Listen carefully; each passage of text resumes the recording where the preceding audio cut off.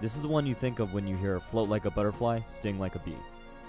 Step 1 is to step to your opponent's inside with your lead leg.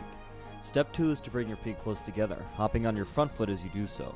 Step 3 is to hop off your front foot again and swing your back leg behind you. And step 4 is to bring your front foot back into position. Here's the sideways view with no pivoting. Step, hop, hop, step. This sequence allows you to cover a huge amount of distance with minimum effort, and each step is another chance to pivot, accelerate, or change direction. Ali may have had the best jab in boxing history.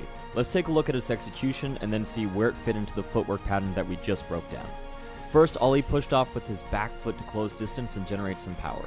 Then, he whipped his hand out elbow first like a back knuckle. He landed on his lead foot and then pushed off of it to pivot and dart back out of range. This is pretty unconventional. I can't imagine a boxing coach who tells you to put all of your weight on your lead leg when you jab and let your back foot come way off the ground. Oh, and lean really far forward too. But this lack of structure is what allowed Ali that great mobility. By the time he completed his jab, he had drastically changed the distance in center line. In musical terms, Ali's timing was on the half beat. If you were counting 1 and 2 and, Ali was in range on the 1 and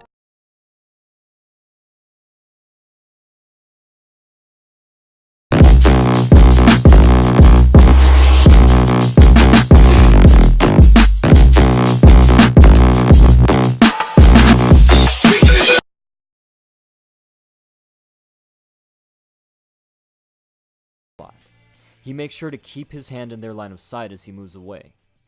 If all they can see through the small gap in their guard is his hand, they assume the rest of him is still there too. This means that Lomachenko is using his glove the same way a matador uses his cape against a charging bull. The fact this trick works is nothing short of astonishing. As I said before, brilliant and amazingly simple. I can't imagine how frustrating this must be for his opponents, not to mention painful. Lomachenko also likes to block the vision slots on the side of the guard, using his glove, forearm,